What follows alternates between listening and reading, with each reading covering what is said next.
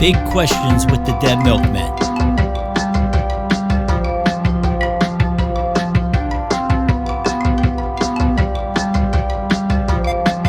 All right, folks, if you've just tuned in, we don't know where Dean is. He leads a much more active and exciting life than any of us. Or maybe he just didn't want to do tonight's topic, which is some musical acts start out great or good, or at least they don't suck. Then comes either a rapid or gradual decline in their quality. Name a band or artist that jumped the shark. What initially made them good? Where did they go wrong? How, if possible, can they be redeemed? All right, so I chose U2. And the reason this whole thing came about was a couple of weeks ago, I was listening to the new Bootblacks album, the live one, which is the Quarantine St. Vitus album. It's really, really good. And I was listening to it and I was thinking, man, Bootblacks really do sound a lot like U2. I mean, they sound like early U2, and Bootblacks are a fantastic band. And I thought, here's the thing. If I were to say, hey, I'm going to put on the new Bootblacks album, I would get a pat on the back. But if I said, I'm going to put on the new U2 album, I'd get a punch in the face. And I started kind of wondering, how can there be bands based on you who are really good, but you no longer are? So just for those of you who've never heard of U2, let me explain. They started out in the late 70s, early 80s. They were a post-punk band. Their first three albums, at least two of them, are really, really good. And then they also did a live album, Live at Red Rocks, that was integral to my late teenage years, early 20s. And I really, really liked them. They actually have really good influences. They were influenced by like Susie and the Banshees, Gang of Four. The song New Year's Day, that came about because the bass player was trying to figure out the beginning of Fade to Gray, which instantly makes them cool. I mean, if you're trying to work out the beginning of Fade to Gray in like 1980, you're on the right track. So the first couple albums were really, really good. I really loved them. I was on board. And then came The Unforgettable Fire and The Joshua Tree. And I was like, what is this cowboy shit? I am not loving this at all. These albums actually got Grammys. And when they said to The Edge, they said, hey, you made a really great album. It got Grammys. And he said, great albums don't get Grammys. Mediocre albums get Grammys. And I don't think I've ever agreed with The Edge more, except for when I started to go bald and I discovered the joy of hats and bandanas and stuff like that. We haven't seen The Edge's head in public in many years. So that was followed by Rattle and Hum, which I was called Babble and Strum. I was like, I want nothing to do with this band anymore. I am out. I am done. I am forever out. What happened around this time? Negativland put out their U2 parody, the numeral 2 and the letter 2 and the numeral, letter U and numeral 2. Yes, with Casey Kasem going, who cares? These guys are from England. Yeah. And then they got in some trouble with U2. Also around this time, this is when people began making fun of Bono, and this is something I really disagree with. Bono had a platform. What did he do with that platform? He said, maybe children in Africa shouldn't starve. Oh, here comes Dean. So we're going to give Dean a second to come through. So, hey, Dean. Hey. Sorry for the delay. No problem. I'm in the middle of saving U2. Okay. I'm up to the point now around the time of Babble and Strum, where people start making fun of Bono. And I was saying that Bono, this is what he did. He said, and I don't fault him for this. He said, maybe we should feed the children. It's not like he said, you know what I'm going to do? I'm going to skip my son's first birthday party and go shoot a polar bear. Okay. That guy gets respect for that, but everybody's busting on Bono. So I don't fault him for that. I think, it's a big position. You're trying to do the best you can with it. But around this time, like I say, I was off the U2 train. And then in 1991, they made Achtung Baby, and I was back on that train. I was driving that train. Achtung Baby is one of my favorite albums of all time. It is absolutely fantastic. And I think the reason for it is they weren't trying to emulate American. If you're European, look to Europe for your inspiration. This is what a lot of bands I'm thinking of Human League did.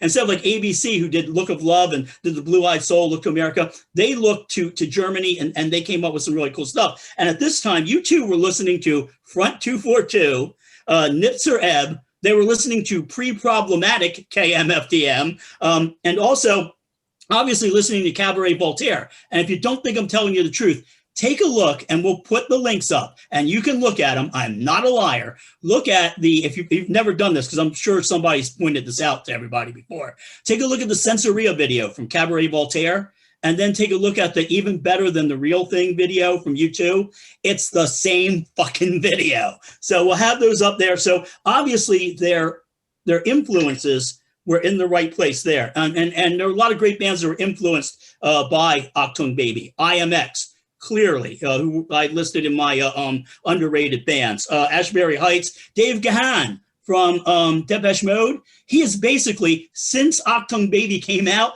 he has been Bono from Achtung Baby. Take a look at him. They even cover stuff from that. So it was a great album. And then Nirvana ruins everything. Nirvana, a few months before, had put out Nevermind, and I think that somehow impacted U2 into just thinking, oh, well, I don't know if we can compete with this. Let's try some other stuff.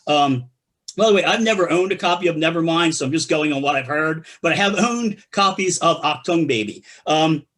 So what happened is then they did, say like Achtung Baby gave us IMX. Nevermind gave us Pearl Jam. You decide. So what happened is they did, the Zooropa, they did Pop, and then they did a bunch of albums that I didn't really listen to. There's Songs of Innocence, which they released on iTunes, and you didn't have a choice. You just woke up one day and it was on your goddamn iPhone. Tyler, the creator, actually went, what the hell is this shit? And then they had to show you how to remove it, which tells me right there's something wrong in the U2 camp. There's somebody not saying, this is how you say no. This is, say no. If I came to you guys and said, hey guys, here's an idea. People love us. Let's release our album out to everybody in a format where it'll keep coming up if they're on random. So that was just a bad, terrible thing. So, but I still do. There's a part of me that still loves U2. As I say, there's a lot of bands that are clearly influenced by them. I say actors are clearly influenced by them. I would say that She Wants Revenge heavily. So there's that whole thing there. And again, like I say, there's all the bands who were influenced, good bands who were influenced by Achtung Baby. Achtung Baby is the future we could have had. Nirvana is the future we wound up with. So this is what I'm going to say. First problem is U2 are now a corporation. They're not a band. In other words, McDonald's is popular because every Big Mac, if I buy a Big Mac in Philadelphia and I buy a Big Mac in San Francisco, they have to taste the same. And there's basically that sort of quality control going on at U2 with U2.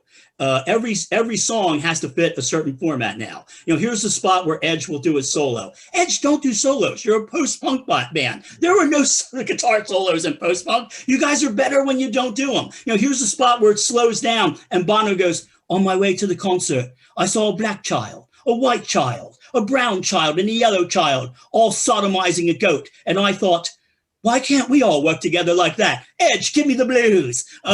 So there's definitely a problem there. And I think that wall is set up to keep people from from ever talking to you two and explaining this. So what I'm going to say, if I did get a chance to talk to him, and first thing I say is, if you want a good apple, go to the tree, don't go to the barrel. Go get a young producer who's listening. I'm going to recommend, I always get his name wrong, so I jot it down here. I'm going to recommend Jason Corbett from Actors, because Jason did the Bootblacks albums, and they're incredible. Go find that guy. There's a whole wall of people keeping you from that guy. Don't worry about the reviews your album will get, because you could release U2 and lean in U2, because I got to tell you this, you could release an album of Larry Mullen Jr. farting into a Dixie cup, and David Frick would still jizz all over it. He'd be like, yeah, 5.5 stars. It's the best album ever. Because David Frick is a tool. I'm not a tool. I'm telling you what to do. Okay. Do you know who the guest is on the new U2 album? It's Kendrick Lamar.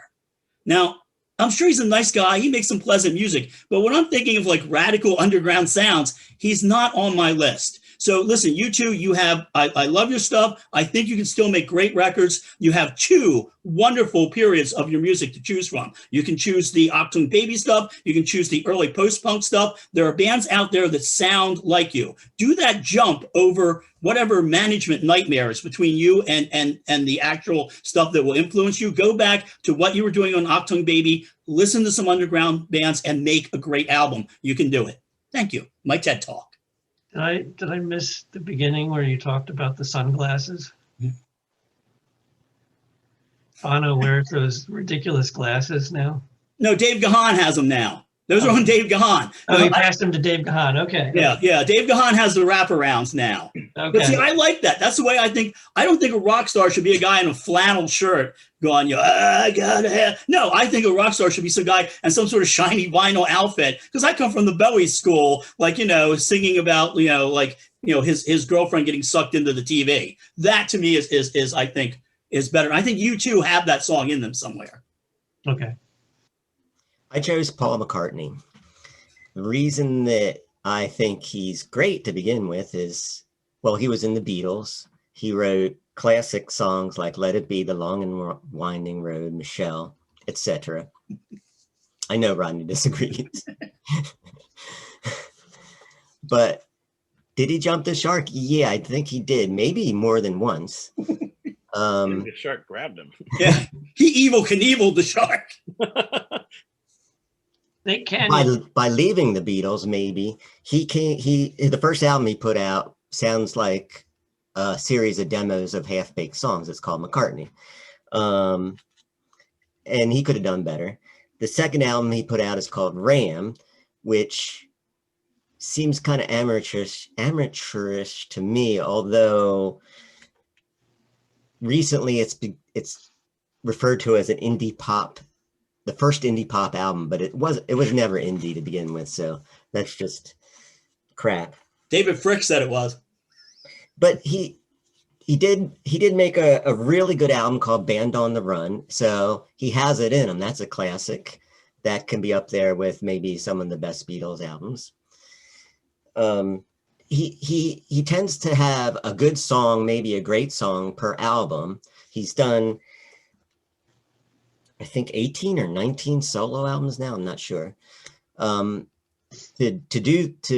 try to get an answer to this, I listened to every single one of them. Oh my goodness! Just recently, I did a deep dive.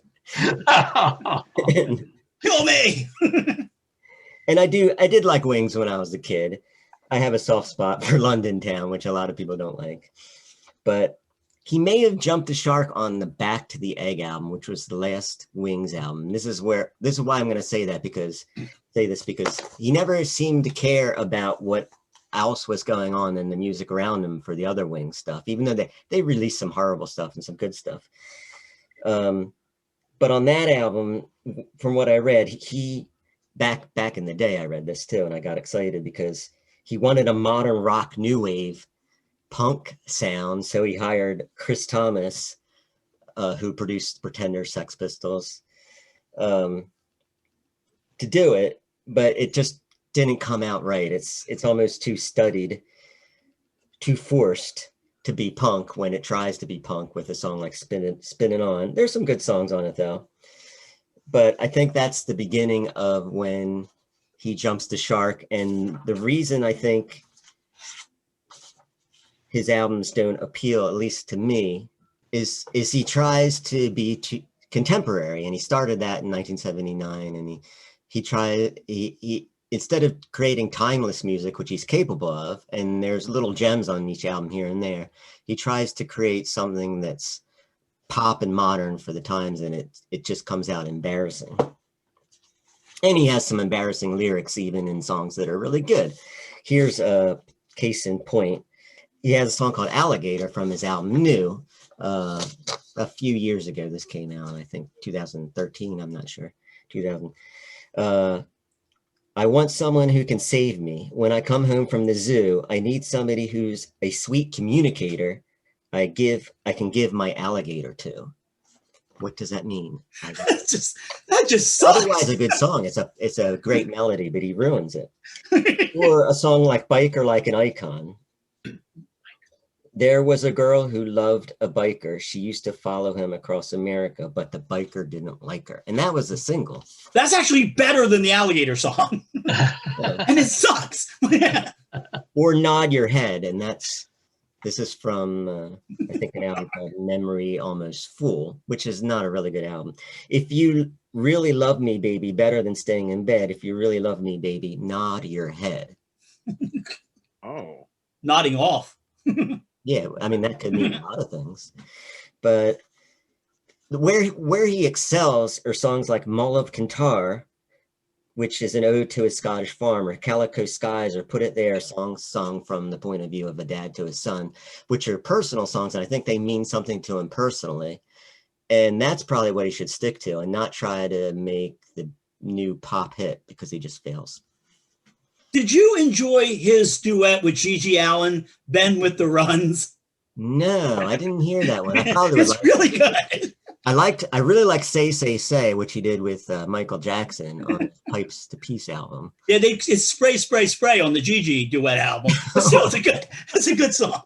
So they cover that song. It is a good song. I'd really like to hear it. I was like the gosh darn girl is mine, where the girl has to decide between Paul McCartney and Michael Jackson. Just be celibate. Just doing that. How old is the girl, by the way? Yeah. Ask Matt Gates. All right, we got to move. We got to. So now, is that your way of fixing him, Joe? Yeah, I'm done. I'm going to say the band Weezer. The first two albums they put out, I actually really liked a lot. I was quite excited for the third one to come out, and I think it was maybe the day after I bought it, I brought it back to the store because it was horrible. And I tried that day that I got it. I was like, oh, this isn't really that great. Let me see what the next song is like. And then I was like, oh God. And they were all just awful. And I was thinking about it, and I had an interesting introduction to them because my cousin Tim got me into a lot of great music, including the Dead Milkmen and like stuff like The Descendants and No Effects and Operation Ivy. And then one day, he would come home with like records or CDs or tapes. And one day he came home. I was spending a lot of time at my cousin's house, and he has a younger brother. We were in a band together too. But he came home with this CD, and he was like, it was a promotional copy only, and it was blue, and we put it on and we listened to it, and we were like, wow, this is great, because he heard it in the store. You could like put it in. And this was like 3 or 4 months before the song was on the radio. And so we were like really getting into that album thinking this is really cool, because we were into like a lot of punk stuff, but we also still liked, like melodic and stuff. And at that point I was starting to get into like the Smiths and like the Cure. And so this was kind of stuff like that with like, it was like softer kind of stuff. But then they put out the second album, which was like totally different, but still kind of cool. And then when the third one came out, the whole reason I hesitated and didn't bring it back right away was I was like, well, their first two albums were different. Maybe this is going to be, their next album will be something different. I'll get rid of this one. And then I heard the next one and I was like, nope, it's the same as that one. And I was convinced that they started taking antidepressants by the third album or something. And as you all know, they're still going and they're still doing the same thing. And Joe, I know that you like some of their stuff, and I've heard a couple things here and there that weren't bad, but I have no answer to how they can be fixed other than just stopping. Just stop. Have you heard OK Human? Their latest. Okay. I'm just going to go out here and say it. The only thing you can save Weezer is a refinery fire. And that might save music. To put out an album about how, you're a millionaire in Harvard and you're frustrated because you can't get laid. That is an extremely problematic band. I've never been a fan of them. God help them if I ever run into them. I know you say you like the first album. I can't imagine going to the store and seeing an album called Ratitude and buying it. I mean, that next to you can tune a piano, but you can't tune a fish. Probably the worst album title of all time. And again, people say, oh, it's pop punk. You're either pop or you're punk. There's no fucking in between. And see, that's the thing, is I don't actually really like pop punk. And I thought they were something different. I don't know, and they had Rick Ocasek on their side, which I thought was cool. But he continued to work with them, and it didn't seem to help. Did you ever see that article that came out a few years ago about how he rates songs using a spreadsheet? Oh. What? Rivers Cuomo. Yeah. There's something out there called morning pages. I don't know if any of you have ever heard that before. It's like a writing thing. You wake up in the morning and you write 3 pages every morning. And the article is about him doing that, and then he would review the writing, and he would pull out lines and put them in a spreadsheet, and then he'd do all this analysis and group things together, and he would come up with lyrics that way for sometimes for new songs, I guess. Yeah, they mentioned that on the Weezer episode of Your Favorite Band Sucks. And I heavily recommend that you guys give a listen to that episode, because that is glorious. Yeah. I also read that he analyzed all the hit songs of recent times and charted the chord changes, like the relative chord changes, to see if there was a pattern. There's a pattern, yeah. So it's my turn. I am going to talk about the Rolling Stones, who I used to like back in the day. They had a couple of catchy tunes. Painted Black is one of my favorite songs. Give Me Shelter, all kinds of good stuff back then. To me, the last good album that they made was Some Girls. I have a copy that I bought at the listening booth in the Richland Mall. It's one of the original ones that has the original photos on it before they were sued and had to replace all the photos on that record. To me, that's like the last good Stones album. And it's kind of strange because I guess some people said it's kind of influenced by punk rock. It is kind of stripped down in a way and kind of bare sounding. But really, I haven't bought any albums since then, nor really followed them too much. They have, they'll go away for a few years and they'll come back for a tour, supposedly their last tour, and then they'll come back again for their last tour, and they'll come back again for their last tour. I think they should. I don't think they should try and come back. And we even have an example this very week, within the last week. Actually, I think it came out 2 days ago. Mick Jagger released a song called Easy Sleazy, and it's hit with Dave Grohl. So it's Jagger's playing guitar. We'll provide the link to it down below if anybody wants to torture themselves and watch it. And the song is about, this past year and the pandemic and everything. It's kind of a rocker. It's a rocker. And it came out. Dave Grohl on drums, or is he singing? Dave Grohl playing bass, guitar, drums. Jagger's playing guitar. Yeah, I think he's a good drummer. I just don't think he should be doing anything else. He's like, it's just the two of them. Dave's like. I'm sorry, I nodded off. Did you say Mick Jagger and Dave Grohl? Yeah, I did. So, they're still at it. I think the one album I did listen to by the Stones that came out, I don't know, must have come out, gosh, like 3 or 4 years ago now. It was a covers album. I don't know if anybody else, I think it was something, what's it called? I think it's the Blues and Lonesome album, which is a covers album, which I think was kind of recorded in 3 days. It's kind of like a bluesy, another stripped down version, but it's a blues, which I'm not really that into the blues. But I don't know, when they try and do like these big production albums with these big name producers and stuff, and then go on a big worldwide tour, I don't know, they're just not.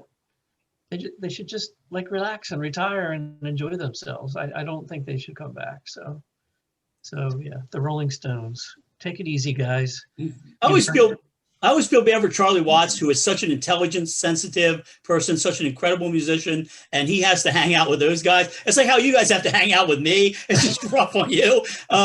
I've seen the Stones twice. First time was one of the worst experiences of my life. Second time was actually fantastic because of the change in technology over the years. But I wish, again, that's the sort of thing where I think somebody used to listen to stuff that was really edgy and interesting, and then they kind of stopped. And, you get that line of people, like, what are the young people listening to? They're listening to Tame Impala. Sure they are. So, yeah. And that, I think that there's always those sort of forces at play that are ruining our favorite bands.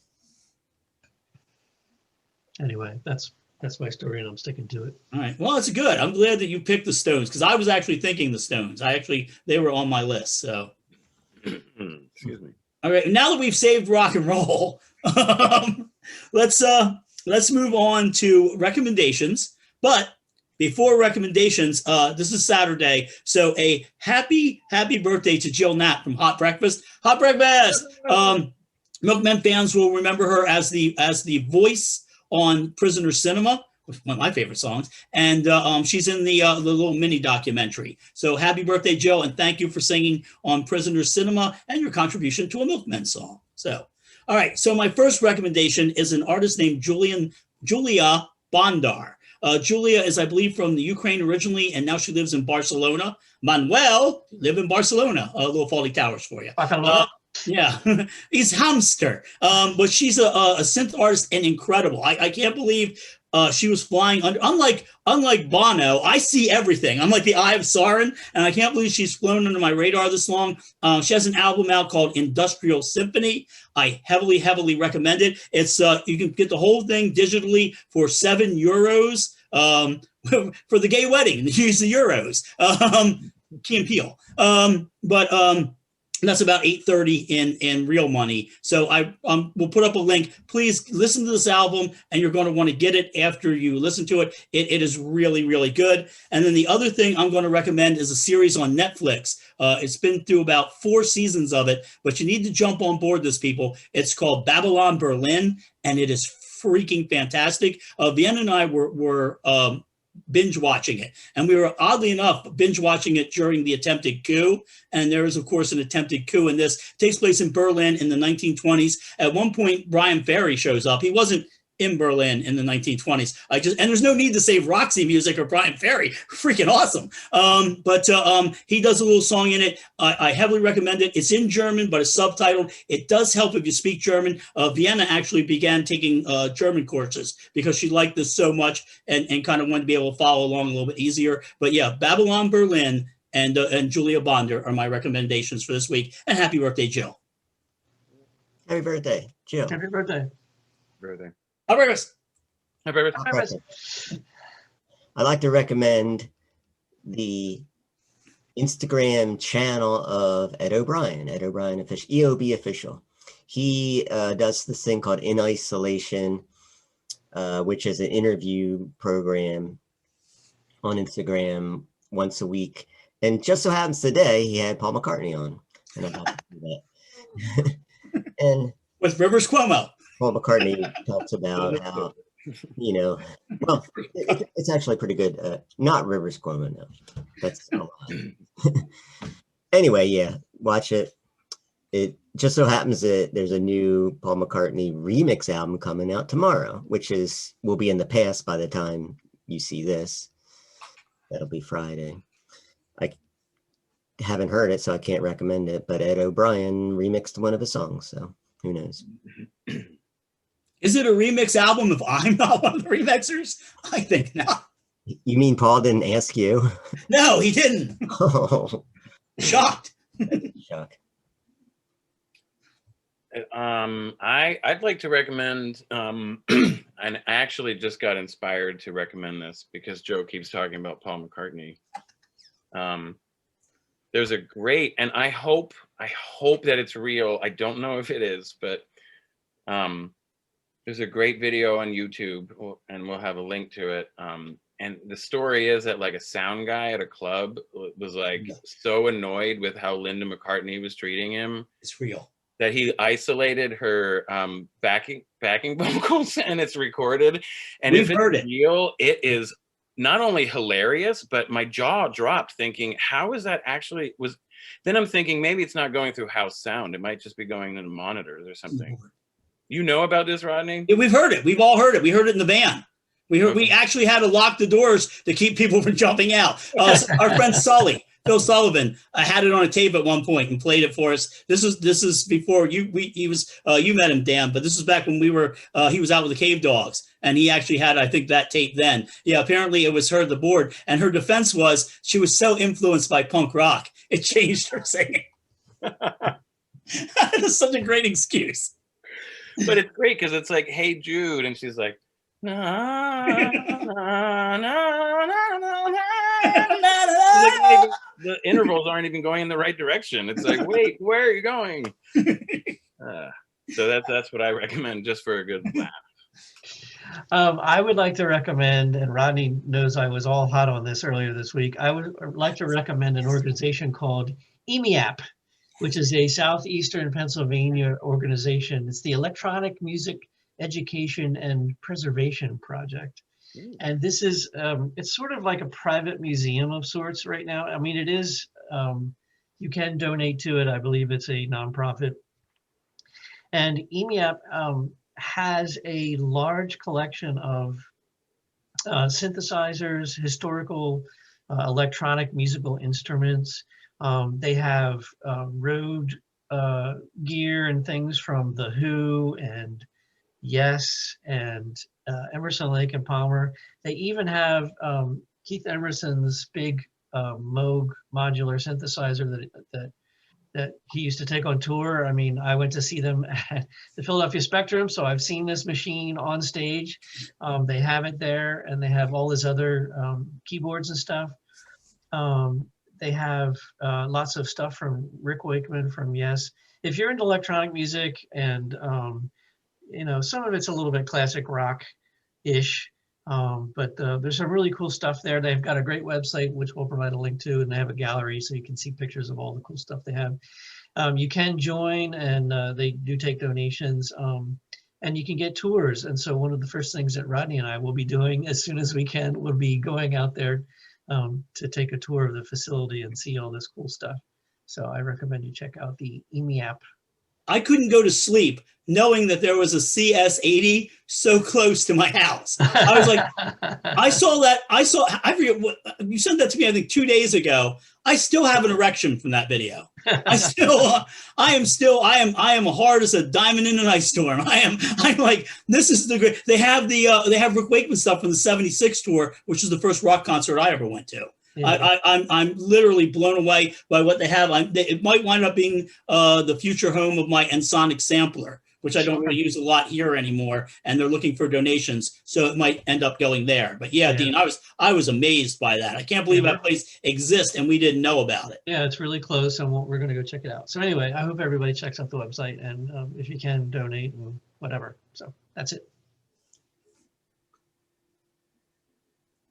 And remember, if you're in one of the bands that we fixed tonight or one of the artists, if you feel you can fix us, come on down and we'll put you on the show and you can just tell us how we can make things better. Talk about us on your Big Questions show. Yeah, have us on your, where's your fancy Big Questions show, Mr. Bono, if that is your real name? Hello, Paul McCartney. Yeah, this is Dean from the Dead Milkmen. Can we come on Big Questions in a couple weeks? Ooh. You don't know who I am? You don't know who you are?